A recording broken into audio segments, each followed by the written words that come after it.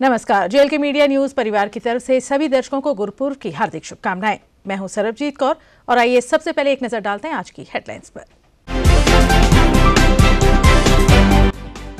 जम्मू कश्मीर में लगातार दूसरे दिन भी बारिश और बर्फबारी जारी, ठंड की चपेट में पूरा प्रदेश। सर्दी के मौसम में भी सुरक्षा बलों द्वारा घाटी में ऑपरेशन ऑल आउट जारी, मार गिराए जैश ए मोहम्मद के आतंकी। श्री माता वैष्णो देवी श्राइन बोर्ड द्वारा पर्ची सिस्टम ऑनलाइन किए जाने का विरोध जताया व्यापारियों और अन्य संगठनों ने। और श्री गुरु गोविंद सिंह जी का प्रकाशोत्सव जम्मू कश्मीर में मनाया जा रहा है श्रद्धा और भक्ति भाव से। और अब समाचार विस्तार से। जम्मू कश्मीर में लगातार दूसरे दिन भी बारिश और बर्फबारी जारी है। बर्फबारी और बारिश के चलते जम्मू श्रीनगर राष्ट्रीय राजमार्ग पर यातायात सुचारू है। वहीं मैदानी इलाकों में हो रही बारिश से तापमान में खासी गिरावट आई है और लोग भी सड़कों पर कम दिखाई दे रहे हैं। गौरतलब है कि मौसम विभाग ने 9 जनवरी तक मौसम खराब रहने की चेतावनी दी है।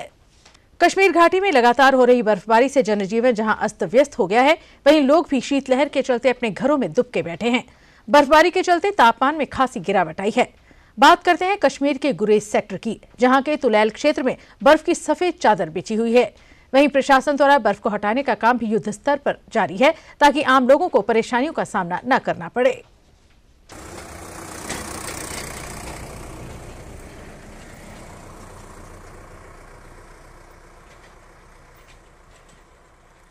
जम्मू श्रीनगर राष्ट्रीय राजमार्ग के रामबन जिले के डिगडोल इलाके में भूस्खलन के चलते राष्ट्रीय राजमार्ग प्रभावित हुआ है। वहीं संबंधित विभाग द्वारा तत्काल राष्ट्रीय राजमार्ग को सुचारू बनाने के लिए काम शुरू कर दिया गया है और लगभग 2 घंटे के बाद राजमार्ग पर यातायात फिर से बहाल कर दिया गया है। प्रशासन ने लोगों से अपील की है कि जम्मू श्रीनगर राष्ट्रीय राजमार्ग पर यात्रा करने से पहले यात्रा संबंधी बातों की सूचना संबंधित विभाग से हासिल कर लें ताकि उन्हें परेशानियों का सामना न करना पड़े।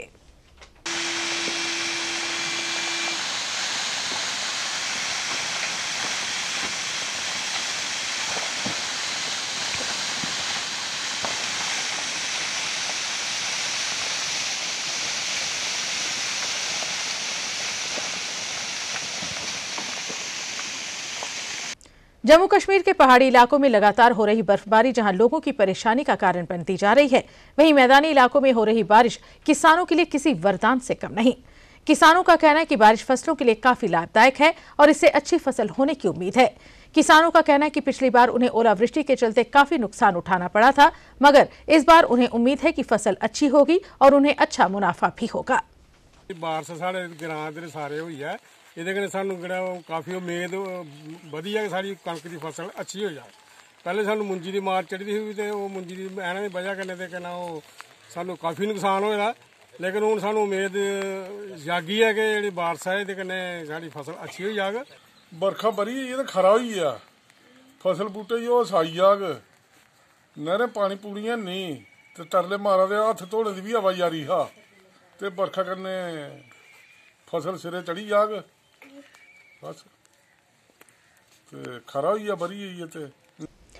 जम्मू कश्मीर के पुलवामा में सुरक्षा बलों को बड़ी सफलता हाथ लगी है। सुरक्षा बलों ने जैश ए मोहम्मद के 3 आतंकियों को मार गिराया है। इनमें एक पाकिस्तान का आतंकी भी शामिल है। फिलहाल इलाके में तलाशी अभियान जारी है। सुरक्षा बलों को विश्वसनीय सूत्रों से जानकारी मिली थी कि इलाके में आतंकी छिपे हुए हैं, जिस पर कार्रवाई करते हुए सुरक्षा बलों ने पूरे क्षेत्र को अपने घेरे में ले लिया और आतंकियों को ललकारा। सुरक्षा बलों की कार्रवाई से बौखलाए आतंकियों ने फायरिंग शुरू कर दी, जिसके जवाब में सुरक्षा बलों ने आतंकियों को ढेर कर दिया। श्री माता वैष्णो देवी श्राइन बोर्ड प्रशासन द्वारा यात्रा का पंजीकरण ऑनलाइन करने को लेकर निर्देश जारी करने पर कटरा के व्यापारी मायूस नजर आ रहे हैं। व्यापारियों का कहना है कि स्लिप सिस्टम ऑनलाइन करने के चलते कटरा के व्यापार को भी फर्क पड़ सकता है। व्यापारियों का कहना है कि श्राइन बोर्ड प्रशासन इस मसले को गंभीरता से ले और लोगों की सुविधा को ध्यान में रखते हुए कोई उचित निर्णय ले। उन्होंने कहा कि वे पर्ची सिस्टम ऑनलाइन करने के पक्ष में नहीं है। ये सुना हुआ है 2 दिन पहले कि अपने हमारे एलजी साहब ने ये बात बोली उन्होंने कि जितनी भी यहाँ पे यात्रा आएगी वो सारी ऑनलाइन की जाएगी, उसकी पर्ची जो भी है ऑनलाइन मिलेगी। तब से हमने ये सोच रखा है कि हम पूरे कटरा में ये टेस्ट करेंगे। अगर उन्होंने ऑनलाइन किया हुआ है हमें वही चाहिए जो आज से 10-15 साल पहले था, जो पर्ची हमें जैसे मिलती थी पहले 20-25 साल 30 साल यात्रा जो वैष्णो देवी के ट्रैक पर चली गई है, उसके बाद 25 पर्ची मिलती थी हमें। उसके बाद ग्रुप लगा होता था कि A ग्रुप है, B ग्रुप है, C ग्रुप है। वैसे ही हम यही चाहते हैं कि हम एलजी साहब से यही रिक्वेस्ट करना चाहते हैं कि पर्ची वैसे ही मिलनी चाहिए। बारीदारान सेवा समिति के पूर्व प्रधान शेर सिंह ने माता वैष्णो देवी की यात्रा पर्ची ऑनलाइन करने के फैसले को गलत बताया है। शेर सिंह ने प्रेस वार्ता में कहा कि उपराज्यपाल मनोज सिन्हा को इस फैसले पर पुनर्विचार करना चाहिए। अगर श्राइन बोर्ड यात्रा पर्ची को ऑनलाइन करता है तो इसका कड़ा विरोध किया जाएगा। शेर सिंह ने कहा कि मां वैष्णो देवी के दर्शनों को आने वाले यात्रा में बहुत से ऐसे श्रद्धालु होते हैं जो अनपढ़ या फिर गरीब या फिर जो इंटरनेट इस्तेमाल नहीं करते वो हैं। उनके लिए ऑनलाइन यात्रा पर्ची लेना असंभव होगा या फिर ऐसे श्रद्धालुओं को निजी साइबर कैफे पर निर्भर होना पड़ेगा जहां पर उन्हें शुल्क अदा भी करना पड़ सकता है, जिससे एक गलत परंपरा का जन्म होगा। कि पिछले दिनों में जो अपना राज्यपाल श्री ने परसों ये जो डिसीजन लिया है यात्रा पर्ची के रिलेटेड, तो यात्रा पर्ची जो उन्होंने ईमेल की हुई है, मैं समझता हूँ ये उनका बड़ी जल्दबाजी में फैसला लिया गया है। माननीय राज्यपाल, माननीय उपराज्यपाल जी को ये सोचना चाहिए कि सदियों से लोग यहाँ पे आ रहे हैं और सारे ही लोग कोई पढ़े लिखे लोग नहीं होते। 70% से लेकर 80% लोग तो मेरे ख्याल से अनपढ़ जो आते हैं वैष्णो देवी में, तो वो यात्रा पर्ची निकाल नहीं सकते। भाई कहाँ से यात्रा पर्ची मेल से कैसे निकालनी है, कंप्यूटर से कैसे निकालनी है। तो यहाँ पे ऑफलाइन जो पर्ची का काउंटर है वो बंद नहीं करना चाहिए। अभी आप देखिए रेलवे ने अपना जो टिकटिंग शुरू करी है, या आप वहां पे देखिए उन्होंने ऑनलाइन जो पर्ची टिकट देना शुरू किया है, फिर भी ऑफलाइन के काउंटर वहां पे दिखते रहे पूरी कंट्री के अंदर। चाहे आप दिल्ली देखिए चाहे जम्मू देखिए, ऑफलाइन काउंटर भी बने हुए। इसी तरीके से मेरी रिक्वेस्ट है माननीय उपराज्यपाल जी से कि आप फैसला जो ले रहे हैं उस फैसले के अंदर थोड़ा सा तरतीब करिए, क्योंकि ये जो आप लोग अपना ईमेल अपना ये पर्ची का सिस्टम जो है वो बनाने जा रहे हैं, पर इसमें काफी त्रुटियां रहेंगी। और कटरा के लोग जो हैं, कटरा का बिजनेस जो है, मैं बारीदार होने के नाते कटरा के यहाँ पे सराउंडिंग में हम यहाँ पे रहते हैं और बिजनेस भी हमारा यहाँ पे है। पिछले दिनों से 35 सालों से हम कुछ लोग जो बारीदार जो लोग हैं अपनी दुकानें बनाई हैं, ट्रैक के ऊपर दुकानें हैं, या बाणगंगा में है, कटरा में है। तो ये सारे बड़ी मुश्किल से इनका अपना रोजी रोटी का सिलसिला शुरू हुआ था। तो इस तरीके से अगर ये अपना ये टिकट अपना जहाँ पे अगर ये जो ऑनलाइन टिकट शुरू कर दी है, इसके लिए बड़ी मुश्किल हो जाएगी। भारत पाक अंतर्राष्ट्रीय सीमा पर स्थित ऑक्ट्रॉय पोस्ट पर बुधवार को सीमा सुरक्षा बल और पाक रेंजर्स के बीच सेक्टर कमांडर स्तर की बैठक हुई। बीएसएफ प्रतिनिधिमंडल का नेतृत्व सीमा सुरक्षा बल के डीआईजी सुरजीत सिंह ने किया और पाकिस्तान के प्रतिनिधिमंडल का नेतृत्व पाकिस्तान रेंजर सियालकोट सेक्टर के सेक्टर कमांडर ब्रिगेडियर फहद ने किया। बैठक के दौरान दोनों सीमा प्रहरी बल के कमांडरों ने सीमा संबंधी विभिन्न मुद्दों पर चर्चा की। बीएसएफ प्रतिनिधिमंडल द्वारा पाक स्थित एएनआई के घुसपैठ के प्रयासों और अंतर्राष्ट्रीय सीमा पर हथियारों और नशीले पदार्थों की वसूली और सीमा प्रबंधन से संबंधित अन्य मुद्दों पर मुख्य जोर दिया गया। बीएसएफ कमांडर द्वारा पाकिस्तानी तत्वों द्वारा सीमा पार से इन सभी नापाक प्रयासों के संबंध में एक बहुत मजबूत विरोध भी दर्ज कराया गया था। विशेष रूप से 3 जनवरी 2022 को रामगढ़ सेक्टर में बीएसएफ द्वारा जब्त किए गए हथियारों और नारकोटिक्स की खेप। बीएसएफ ने दोहराया कि पाकिस्तान की ओर से इस प्रकार की गतिविधियां अस्वीकार्य हैं। बीएसएफ ने पाकिस्तान द्वारा नियमित रूप से इंटरनेशनल बॉर्डर का उल्लंघन करने वाले ड्रोन ऑपरेशनों पर भी कड़ी आपत्ति जताई। सीमा संबंधित विभिन्न मुद्दों पर चर्चा करने के लिए बुधवार को भारत पाक अंतर्राष्ट्रीय सीमा ऑक्ट्रॉय पर एक कमांडर स्तरीय बैठक का आयोजन किया गया। इस बैठक के दौरान डीआईजी जम्मू सुजीत सिंह ने भाग लिया तो दूसरी ओर पाकिस्तान रेंजर्स की ओर से ब्रिगेडियर फवाद इसमें विशेष रूप से मौजूद रहे। सीमा पर परस्पर तालमेल बढ़ाने व शांति बनाए रखने के लिए इस बैठक के दौरान चर्चा की गई। सीमा सुरक्षा बल अधिकारियों की ओर से पाकिस्तानी रेंजर्स के समक्ष लगातार सीमा पर बढ़ रही नापाक हरकतों का विरोध भी जताया गया। सीमा सुरक्षा बल अधिकारियों की तरफ से ये कड़ा विरोध जताया गया कि सीमा पर किसी तरह की नापाक हरकत को सहन नहीं किया जाएगा। हाल ही में रामगढ़ सेक्टर में 3 जनवरी को मिले हथियारों का जखीरे का भी कड़ा विरोध सीमा सुरक्षा बल अधिकारियों की ओर से जताया गया। बताया ये भी जा रहा है कि सीमा सुरक्षा बल अधिकारियों की ओर से ये साफ किया गया पाकिस्तानी रेंजर्स को कि सीमा पर किसी तरह की नापाक हरकत को सीमा सुरक्षा बल सहन नहीं करेगा। कैमरामैन नरेश के साथ मैं दलजीत सिंह। सिखों के 10वें गुरु श्री गुरु गोविंद सिंह जी महाराज का प्रकाशोत्सव आज पूरे देश भर की तरह जम्मू कश्मीर में भी धूमधाम और हर्षोल्लास के साथ मनाया जा रहा है। गुरु गोविंद सिंह जी के प्रकाशोत्सव के मौके पर गुरुद्वारा बीबी चांद कौर में बड़ी तादाद में श्रद्धालुओं ने अपनी हाजिरी लगाई और गुरु चरणों में शीश नवाकर जम्मू कश्मीर में अमन शांति की कामना की। सिख संगत द्वारा इस मौके पर शबद कीर्तन भी किए गए, जिसमें श्रद्धालुओं को गुरु गोविंद सिंह जी के द्वारा बताए गए रास्ते पर चलने का संदेश दिया गया।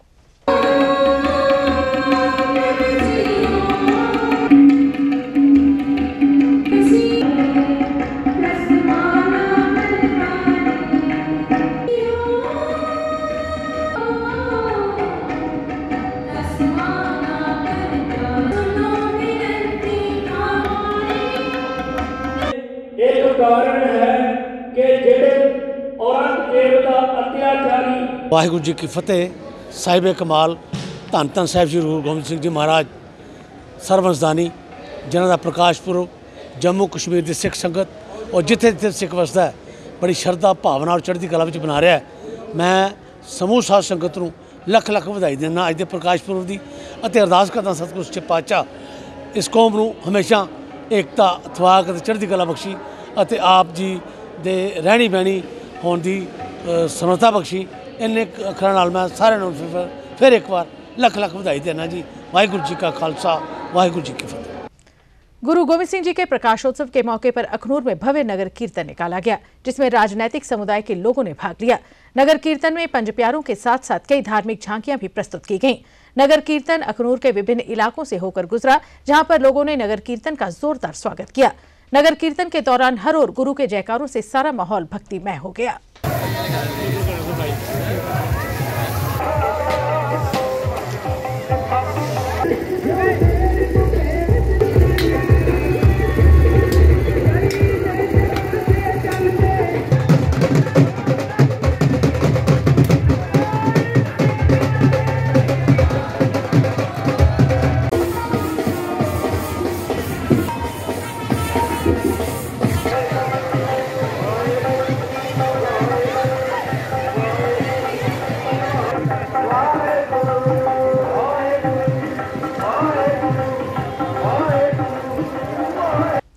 दसवीं पातशाही श्री गुरु गोविंद सिंह जी के प्रकाशोत्सव के मौके पर गुरुद्वारा सिंह सभा कूल कलां आरसपुरा में भी विशाल धार्मिक कार्यक्रम का आयोजन हुआ, जिसमें सैकड़ों की संख्या में संगत ने भाग लिया।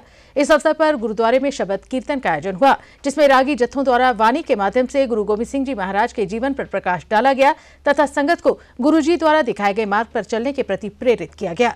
जिला विकास परिषद सदस्य आरसपुरा प्रोफेसर गारूराम भगत तथा बीडीसी चेयरमैन तरसेम सिंह गुरुद्वारे में माथा टेकने के लिए पहुंचे और मौजूद संगत को गुरु गोविंद सिंह जी महाराज के प्रकाशोत्सव की मुबारकबाद दी।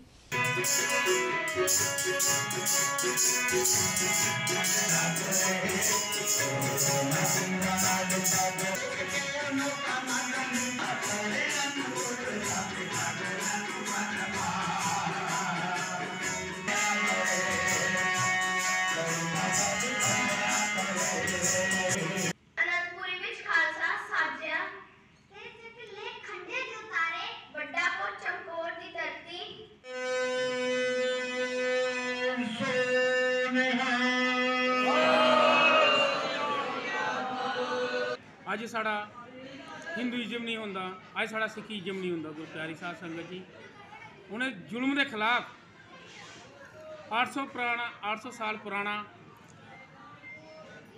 मुगलों का राज उखाड़िया और इस साढ़े हिंदुस्तान देश कौम की खातर अपने परिवार ही वारिया और आन बान शान लई और देश की मुगलों की गुलामी तो आजाद कराया। नए साल के उपलक्ष्य में हीरानगर में कांग्रेस के वरिष्ठ नेता और पूर्व एमएलसी सुभाष गुप्ता द्वारा नववर्ष मिलन कार्यक्रम का आयोजन किया गया, जिसमें कांग्रेस की हीरानगर इकाई के कई नेताओं ने भाग लिया। पार्टी नेताओं ने इस मौके पर कहा कि नए साल में कांग्रेस को मजबूत करने के लिए कई काम करने हैं, जिसके लिए सभी को एकजुट होने की जरूरत है। पार्टी नेताओं ने इस मौके पर सभी को नए साल की मुबारकबाद दी और कहा कि नया वर्ष आप सभी के लिए खुशियों का पैगाम लेकर आए। वहीं कांग्रेसी भी फिर से लोगों के दिलों पर राज करें, इसके लिए काम करना है। नववर्ष मिलन कार्यक्रम को लेकर सुभाष गुप्ता ने पत्रकारों को भी अवगत करवाया। बेहतरीन उन्होंने यहाँ पर काम किया और पूरी रियासत में और कठुआ में खासतौर पर मेडिकल कॉलेज बनाया, डिग्री कॉलेज बने, नए तहसीलें बनी, सारे काम जितनी डेवलपमेंट हुई ये उनके समय में हुई। ये हम कह सकते हैं कि आजाद साहब एक बेहतरीन चीफ मिनिस्टर साबित हुए और आने वाले समय में हमारे जितने साथी यहाँ आए होते हैं और पूरी रियासत की जो आवाज़ है कि आने वाले समय में आजाद साहब को रियासत की कांग्रेस हाईकमान जिम्मेवारी दे सौंपे और हमें पूरा यकीन है कि आजाद साहब की क़यादत हर आदमी पसंद करता है, चाहे वो किसी धर्म का हो, जात का हो, बरादरी का हो, हर आदमी यही पसंद चाहता है कि आजाद साहब यहाँ की मिनिस्ट्री बने।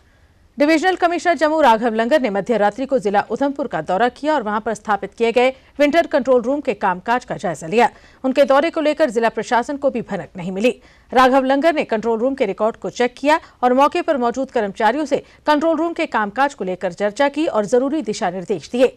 गौरतलब है कि लगातार हो रही बर्फबारी के चलते लोगों को परेशानियों का सामना न करना पड़े, इसके लिए प्रशासन ने कंट्रोल रूम स्थापित किया है ताकि लोग वहां से मौसम और यात्रा को लेकर जानकारी हासिल कर सकें। डिविजनल कमिश्नर ने बिजली विभाग के कंट्रोल रूम का भी जायजा लिया। है ना, ये नाइट ड्यूटी वाले ये पढ़ो हाँ ना कि जिया लाल कौन कौन जिया लाल, अच्छा ये कौन है, वो कौन है, अच्छा very good very good very good very good. अच्छा ये तो गुजर हॉस्टल से अमृत शर्मा की 8:50 PM पे इसका था कि 1 घंटे से लाइट चली गई है। तो हमने इधर पीडीडी कंट्रोल रूम में इन्फॉर्म भी कर दिया था, तो वो बोले थे 1 घंटे में आ जाएगी। तो उसके बाद भारतीय कला संगम द्वारा आज एक कार्यक्रम का आयोजन किया गया जिसमें डोगरी संस्कृति को दर्शाती पाक गायकी को लोक गायकों ने प्रस्तुत किया। इस मौके पर भारतीय जनता पार्टी के वरिष्ठ नेता कविंद्र गुप्ता और वरिष्ठ पत्रकार सोहेल काजमी विशेष तौर पर मौजूद थे। कविंद्र गुप्ता ने इस मौके पर अपने संबोधन में कहा कि अपनी कला संस्कृति को जीवित रखने के लिए इस तरह के कार्यक्रम करना बहुत जरूरी है ताकि युवा पीढ़ी भी अपनी संस्कृति के बारे में जागरूक हो सके। बोलूंगी तो बात रिपीट हो जाएगी। जो हमारे जो डोगरा कल्चर के साथ रिलेटेड है, दिन ब दिन खत्म होते जा रहा है, क्योंकि उसको उभारने की जरूरत है और कार्यक्रम कराने की जरूरत है। पाखा जो डोगरा कल्चर जो हमारा फोक है उसके ऊपर आज का कार्यक्रम है। भारतीय कला संगम का यही प्रयास रहा है कि हम अच्छे से अच्छे कार्यक्रम बताएं और लोगों को जागृत करें। अखिल भारतीय सफाई मजदूर संघ बिश्नाक के सदस्यों ने आज अपनी मांगों को लेकर प्रशासन के खिलाफ प्रदर्शन किया। प्रदर्शन कर रहे सफाई कर्मचारियों ने कहा कि उन्हें कई वर्ष हो गए हैं विभाग में काम करते, मगर अभी तक उन्हें पक्का नहीं किया गया है। उन्होंने कहा कि सरकार उनकी मांग को जल्द से जल्द पूरा करे। वहीं उन्होंने 2.5 दिन का वेतन भी दिए जाने की अपनी मांग को दोहराया। हम अपना हक मांगते, नहीं किसी से भीख मांगते। हम अपना हक मांगते, नहीं किसी से भीख मांगते। हम अपना हक मांगते, नहीं किसी से भीख मांगते। अखिल भारतीय सफाई मजदूर संघ जिंदाबाद जिंदाबाद जिंदाबाद। हमारी 6-7 दिन से जो लगातार हमारी कंटिन्यू सफाई कर्मचारी यूनियन की स्ट्राइक चल रही है डोडा भद्रवाह में 7-8 कमेटियों की, उनके साथ उनकी सपोर्ट में आज बिश्नाक म्यूनसिपल कमेटी में हमारे जितने भी सफाई कर्मचारी हैं उनकी सपोर्ट में प्रदर्शन कर रहे हैं। और हमारी मुख्य डिमांडें जो वही पुरानी, नई कोई भी डिमांड नहीं है। हम किसी मंत्री की कुर्सी नहीं मांग रहे हैं, कोई मंत्री की सैलरी नहीं मांग रहे। जो हमने मेहनत करी है डिपार्टमेंट के लिए, सरकार के लिए, उसका हम अपने परिवारों के लिए हक मांग रहे हैं।